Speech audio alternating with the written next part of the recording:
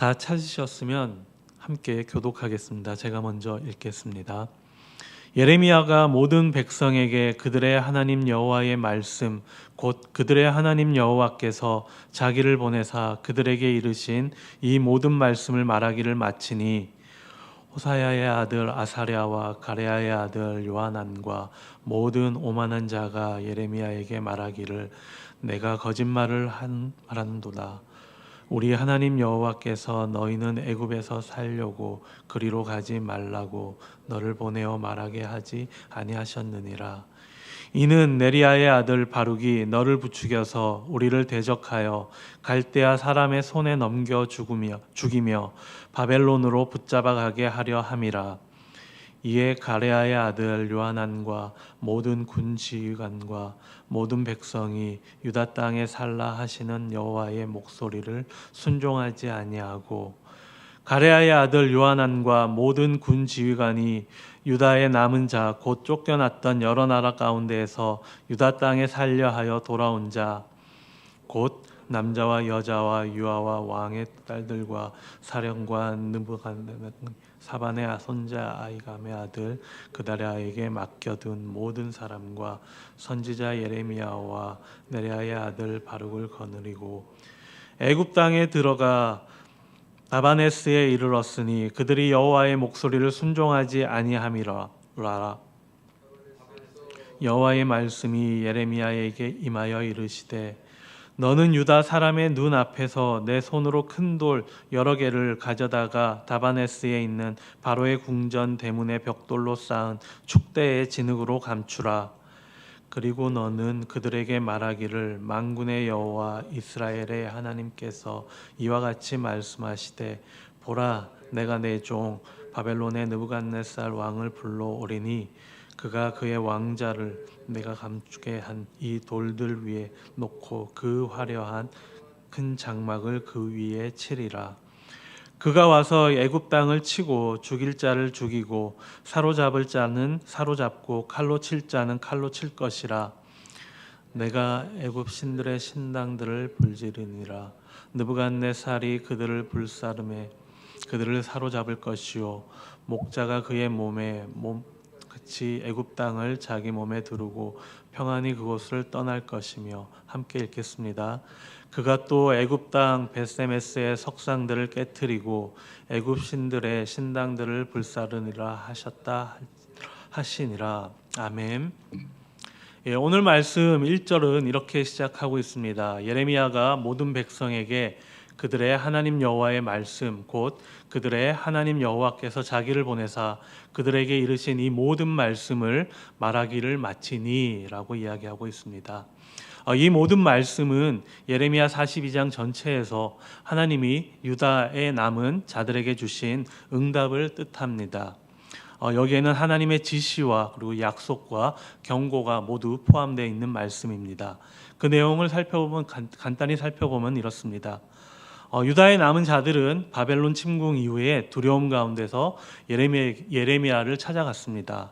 그리고 하나님이 우리에게 무엇을 하라 하시는지 알려달라라고 이야기를 합니다. 그리고 그들은 우리가 그대로 순종하겠다라고 합니다. 그러자 하나님은 10일 후에 그들에게 예레미야에게 응답을 하셨습니다. 그 내용은 애굽으로 가지 말라라는 이야기와 그리고 유다 땅에 머물라. 그리고 만약에 애굽으로 가게 되면 심판이 임할 것이다 라는 이야기를 하십니다. 그리고 더하여 하나님은 그들의 마음 속까지 그 동기까지 폭로하십니다. 그들은 순종하겠다고 말하지만 사실은 그들의 마음이 이미 정해져 있음을 하나님은 아셨습니다. 그리고 너희 마음에 이미 애굽으로 가려 하는 계획이 있다라고 하나님은 그들의 마음을 아시고 이야기하십니다. 이렇게 예레미야는 요하난과 남은 백성의 요구에 따라서 하나님께 기도하여 응답을 받은 후 그가 받은 모든 말씀을 그들에게 가감없이 남김없이 전하였습니다. 그리고 이제 그 내용 그들의 반응을 2절과 3절 말씀을 통해서 확인할 수가 있습니다. 호세아의 아들 아사랴와 가레야의 아들 요하난과 모든 오만한 자가 예레미야에게 말하기를 내가 거짓을 말하는도다. 우리 하나님 여호와께서 너희는 애굽에서 살려고 그리로 가지 말라고 너를 보내어 말하게 하지 아니하셨느니라 라고 이야기하면서 이어서 이렇게 이야기합니다. 이는 네리아의 아들 바룩이 너를 부추겨서 우리를 대적하여 갈대아 사람의 손에 넘겨 죽이며 바벨론으로 붙잡아가게 하려 함이라 라고 이야기합니다.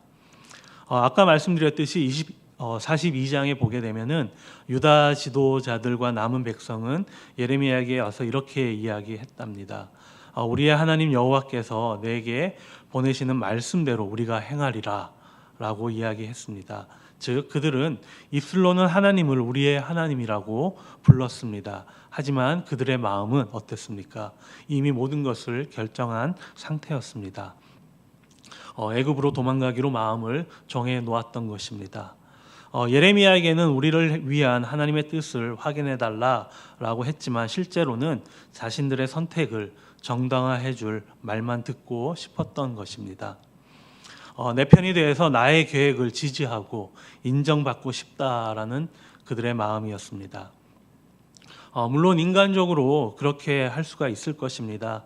하나님이 내 편이 되어서 그래 너의 계획이 맞다 그렇게 될 것이다 라는 그런 확신을 가지고 싶은 것이 인간의 마음일 수도 있을 것입니다.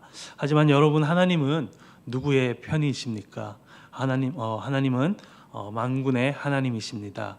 하나님은 내 편, 너 편 이렇게 존재하는 분이 아니시라는 것입니다. 하나님은 어느 부족이나 특정 집단의 전유물이 아니라는 것입니다.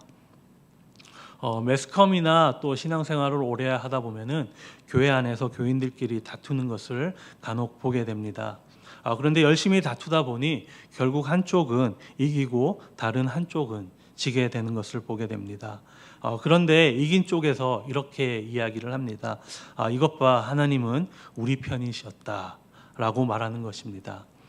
그런데 하나님은 인간의 편을 들기 위한 존재가 아니라는 것입니다. 하나님은 거룩과 진리의 하나님이시지 A팀, B팀처럼 인간의 편을 드는 존재가 아니십니다. 이렇게 사람의 승리나 패배는 하나님의 뜻과 반드시 일치하는 것이 아님을 우리는 기억해야 합니다. 구약 성경에도 보게 되면은 하나님이 이스라엘 나라 전체의 편에 있었어도 그들이 불순종하면은 하나님은 그들을 적군의 손에 넘기셨음을 우리는 확인할 수가 있습니다. 즉 하나님은 죄와 불순종의 편이 아니라 거룩과 진리의 편이시라는 것을 우리는 기억해야 할 것입니다. 여호수아 5장에 보게 되면은 여리고 전투를 앞두고 칼을 든 하나님의 사자를 보고 묻습니다. 당신은 우리 편이십니까? 아니면 적들의 편이십니까? 그러자 하나님의 사자는 이렇게 답합니다. 아니라 나는 여호와의 군대 대장으로 왔느니라 라고 이야기하십니다. 즉 하나님은 어느 인간 편에도 서지 않으시고 하나님의 뜻과 거룩의 편에 선다라는 것을 우리는 기억해야 할 것입니다. 하나님은 이 땅에 저와 여러분의 주인으로 오신 분이십니다. 그런데 나의 생각과 행동을 합리화하기 위한 그런 도구로 하나님을 내 편이라고 이야기한다는 것은 너무나 잘못된 신앙관이 될 수 있을 것입니다. 신앙생활을 오래 하게 되면은 하나님은 자꾸 나만의 하나님으로 생각하게 되고 저 사람의 하나님은 아닌 것 같은 그런 생각을 하는 경우가 많이 생긴다라는 것입니다. 그리고 하나님은 자기 편을 자기의 뜻을 따르는 자의 편이심을 기억해야 할 것입니다. 야고보서 4장 6절 말씀에 보게 되면은 하나님은 교만한 자를 대적하시되 겸손한 자에게 은혜를 주신다 말씀하십니다. 즉 겸손한 자, 순종하는 자의 편에 하나님이 서신다는 것입니다. 우리의 주인 되신 하나님 앞에 선 자, 즉 하나님은 하나님의 편에 선 자의 편에 선다라는 것입니다. 이렇게 하나님은 항상 진리와 사랑 그리고 겸손, 순종, 화평의 편이시며 그 길을 따르는 사람이 하나님의 편이 된다라는 것입니다. 이렇게 하나님은 우리 중에 한 사람의 편이 아니라 항상 진리와 사랑의 편에 서 계십니다. 따라서 우리는 하나님이 내 편에 계신가 라고 따지는 것이 아니라 내가 하나님의 편에 서 있는가를 항상 돌아보아야 할 것입니다. 그러기 위해서는 우리는 진리와 사랑에 순종하는 자가 되어야 할 것입니다. 그런데 오늘 본문에 보게 되면은 많은 사람들이 예레미야의 그런 예레미야의 말을 믿지 않았습니다. 그러면서 이렇게 이야기합니다. 당신은 거짓말을 하고 있어. 우리 하나님 여호와께서 그러니까 우리가 애굽에서 살기 위해 그곳으로 가지 말라고 너에게 그렇게 말하지 않았다라고 합니다. 그러면서 자기들의 그 생각을 또 합리화하기 위해서 음모론을 제기합니다. 그들은 예레미야의 비서요 친구이며 동료인 이 바룩에 대해서도 그가 예레미야를 부추겨서 이전에 반역자들을 갈대아 사람의 손에 넘겨 죽이거나 바벨론으로 붙잡아가는 그 음모에 가담하게 했다라는 그 구실로 그를 고발하는 모습을 보게 됩니다. 그래서 하나님이 내 편이라고 생각하는 사람들은 어떻게 보면은 정말 뻔뻔해 보이기도 합니다. 무슨 일을 해놓고 절대 회개하지 않습니다. 늘 본인이 옳다고 주장하는 것입니다. 왜냐하면 하나님은 내 편이거든요. 예레미야를 이 하나님의 선지자라고 인정해 놓고 자기들에게 불리한 말씀이 나오자 갑자기 거짓말이다라고 뒤집는 것입니다. 이것이 바로 독선과 오만에 빠지게 만드는 것입니다. 오늘 그래서 이 성경은 이 말씀에 나와 있는 요하난과 아사랴를 오만한 자라고 부르고 있습니다. 그들은 이미 마음속에 자기들이 할 것을 결정해 놓았기 때문입니다. 결국 이 무리는 미스바로 돌아가지 않고 애굽을 향해 남쪽으로 행진하게 됩니다. 4절과 7절 말씀을 보게 되면은 이에 가레아의 아들 요하난과 모든 군 지휘관과 모든 백성이 유다 땅에 살라 하시는 여호와의 목소리를 순종하지 아니하고 가레아의 아들 요하난과 모든 군 지휘관이 유다의 남은 자 곧 쫓겨났던 여러 나라 가운데서 유다 땅에 살려 하여 돌아온 자 곧 남자와 여자와 유아와 왕의 딸들과 사령관 느부사라단이 사반의 손자 아이김의 아들 그다랴에게 맡겨둔 모든 사람과 선지자 예레미야와 네리야의 아들 바룩을 거느리고 애굽 땅에 들어가 다바네스에 이르렀으니 그들이 여호와의 목소리를 순종하지 아니함이러라. 총체적인 불순종이 드러나고 있습니다. 요하난과 모든 군 지휘관과 모든 백성이 유다 땅에 살라 하시는 여호와의 목소리에 순종하지 않았습니다.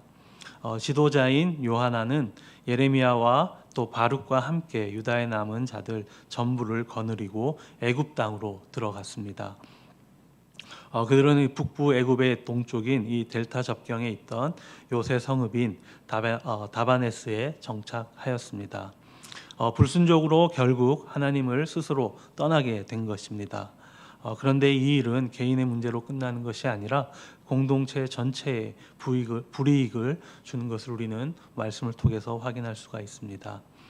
하나님을 내 주장, 내 감정, 또 내 이익의 도구로 만드는 어떻게 보면 이것이 이 신성 모독적인 태도는 결국 우상 숭배가 되는 것입니다. 본인은 영적 승리라고 생각할지 몰라도 공동체는 이것으로 인해서 무너질 수 있다라는 것입니다. 공동체를 더욱 분열시키고 상처 주는 결과를 초래할 수 있다라는 것을 우리는 기억해야 할 것입니다. 우리가 결국 어디에 머무느냐라는 것이 중요한 것이 아니라 그곳에 하나님과 함께 동행하느냐가 중요한 것입니다. 이렇게 예레미야는 일부 유대인들이 지켜보는 가운데 그들에게 또 주님의 교훈을 가르치고자 또 하나의 상징 행위를 우리에게 보여주고 있습니다. 이 상징 행위를 보여준다는 것은 이제는 더 이상 말을 해도 소용이 없다라는 것을 의미합니다. 그리고 이제는 회복과 언약의 때가 끝났고 결국 심판이 임했다라는 것을 우리에게 상징적으로 보여주는 것입니다. 주님은 그에게 큰 돌 여러 개를 가져다가 이 바다네스에 있는 바로의 궁전 대문에 커다란 뜰을 덮었던 그 벽돌 축대인 그 포장도로 아래에 진흙으로 묻으라고 말씀하십니다. 예레미야가 묻은 돌들은 주님이 느부갓네살을 데려와서 이 애굽 땅을 치게 하실 때 그의 왕좌를 놓을 장소로 표시하기 위한 것이었습니다. 포로민들은 죽음과 사로잡힘과 그리고 칼을 피해 달아나고 있지만 그것들이 결국 애굽까지 그들을 따라올 것임을 암시하고 있는 것입니다. 하나님은 느부갓네살을 사용하셔서 애굽 신들의 신당들을 불지르고 신들을 사로잡을 것입니다. 그리고 느부갓네살은 목자가 그의 몸에 옷을 두름 같이 애굽 땅을 자기 몸에 두를 것입니다. 그리고 느부갓네살은 애굽의 태양신을 예배하는 그 중심지이자 많은 석상들과 신당들이 있었던 이 베스테메스의 석상들을 깨뜨릴 것이라고 이야기합니다. 이것들이 전부 바벨론에 의해 결국 무너질 것이라는 것입니다. 이 사실을 다시 한번 예레미야를 통해서 확언하고 계십니다. 결국 불순종하는 자들에게는 하나님의 심판만이 있을 뿐입니다. 오늘 말씀 가운데 유다 백성이 순종에 실패한 이유는 단순히 하나님이 싫어서가 아닙니다. 그들의 문제는 두려움에 있었습니다. 바벨론이 다시 공격하면 어떡하지? 또 애굽으로 피하면 우리가 살 수 있을 거야 라는 그런 두려움 가운데 그들은 하나님의 말씀에 불순종하게 됩니다. 말씀을 들었지만은 말씀보다 현실의 위기나 그리고 자기의 지혜, 감정을 더 믿게 됩니다. 그래서 불순종이 생겨나게 됩니다. 우리의 삶에서도 하나님의 말씀에 순종해야 한다라는 것을 알지만은 이렇게 실제로 두려움이 오거나 고난이 찾아오게 되면은 본능적으로 내 방법을 찾으려고 열심을 다합니다. 이렇게 내 방법을 찾게 된 후에 하나님은 내 편이니 꼭 해결될 거야 그런 확신을 가지고 실행을 하게 됩니다. 그러다 내 방법대로 안 되면은 결국 하나님은 안 계시는구나, 하나님은 내 편이 아니었구나 이렇게 실망하면서 영적 시험에 빠지게 됩니다. 예레미야 오늘 본문 이 예레미야 43장에서 이렇게 하나님의 말씀을 거역하는 자들을 오만한 자라고 불렀습니다. 그들은 이미 결론을 정하고 하나님께 묻는 위선자들이었습니다. 즉 자기들의 이익에 따라 하나님이 내 편이 되었다가 또 내 이익에 따라 내 편이 아니라고도 이야기를 합니다. 하나님의 말씀을 거짓이라고 규정하는 반역자들이었습니다. 자신들의 판단을 하나님의 말씀 위에 두는 자들이었습니다. 그리고 결국 불순종을 신앙적으로 포장하는 이중성을 가진 자들이었습니다. 이렇게 하나님의 보호보다는 자신의 생존 전략을 더 신뢰하였습니다. 우리는 이들의 모습을 통해서 또 우리가 반드시 보아야 할 것이 있습니다. 우리 예수님은 언제나 십자가의 길만을 걸어가셨습니다. 우리의 인생길 가운데 어떤 것이 좋은 선택이고 길인지 고민을 할 때 예수 그리스도가 가신 그 십자가의 길을 우리는 기억하며 따라가야 할 것입니다. 내 의지가 아닌 하나님의 주권에 순종하는 것입니다. 하나님의 뜻을 묻는 것도 중요하지만 그보다 하나님의 뜻을 받아들이는 마음이 더 중요하다는 것을 오늘 예레미야서를 통해서 확인할 수가 있었습니다. 하나님을 내 편에 세우는 것이 아니라 내가 하나님의 편에 온전히 설 때 그 하나님이 나의 편이 되어 주신다는 것을 우리는 기억해야 할 것입니다. 우선 그 상황에서 어디에나 계시는 하나님을 찾고 그리고 하나님의 음성에 귀를 기울이십시오. 하나님은 잘 묻는 사람보다도 마음을 낮추고 순종하려는 사람에게 더 분명하게 말씀해 주십니다. 말씀을 아무리 많이 들었다고 해서 그것이 순종을 의미하는 것이 아닙니다. 말씀을 아는 것보다 믿고 따르는 것이 중요할 것입니다. 두려움을 따라가면 결국 불순종에 빠지게 됩니다. 하나님을 떠나게 됩니다.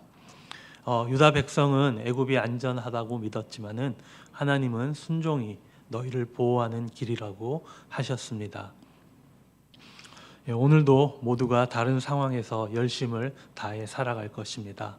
그 열심이 나의 최선이 아닌 하나님의 최선을 따르고 그리고 하나님의 편에 서서 하나님과 동행하는 하루가 되기를 축복합니다. 다 함께 기도하시겠습니다. 하나님 아버지 감사합니다. 아버지 누구에게나 다가올 수 있는 누구에게나 닥치는 그런 고난과 두려움이 정말 우리가 때때로 하나님을 멀어지게 할 때가 있음을 주님 앞에 고백합니다. 하나님 아버지 남아있던 유대인들이 정말 그 두려움 가운데 자신들의 계획을 세워놓고 하나님을 도구 삼아 내 편으로 삼아 그들의 생각을 또 확신하는 모습을 보게 됩니다. 하나님 아버지 저희들의 삶 또한 그러지 않은지 돌아보게 하여 주시옵소서. 항상 말씀에 순종하며 또 예수 그리스도의 그 십자가의 길을 항상 기억하며 그 길이 그 어떤 상황보다 저희들이 선택해야 할 길임을 깨닫고 나아갈 수 있는 저희들이 될 수 있도록 주님 인도하여 주시옵소서. 감사드리오며 이 모든 말씀 예수 그리스도의 이름으로 기도드립니다. 저희들 말씀